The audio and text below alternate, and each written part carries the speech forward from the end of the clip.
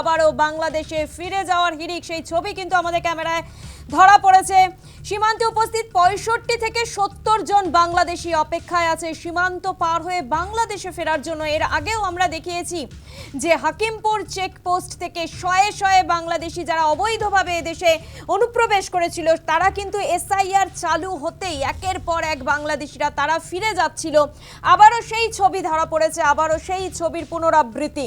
দেখা গেল যে 65 থেকে 70 জন বাংলাদেশি তারা হাকিমপুর চেকপোস্ট থেকে বাংলাদেশে ফিরে যাওয়ার জন্য অপেক্ষা করছে এবং সেক্ষেত্রে দাঁড়িয়ে এরা সকলেই কিন্তু অবৈধভাবেই ভারতে বসবাস করত এমনটাই জানা গিয়েছে।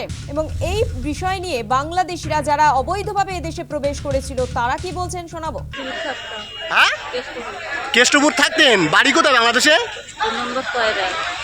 কয়রা বাড়ি। কতদিন আগে আসছিলেন? বছর তিনেক আগে। তো এখানে কোনো কাগজপত্র কিছু নেই, আর ফিরে যাচ্ছেন কেন এখন?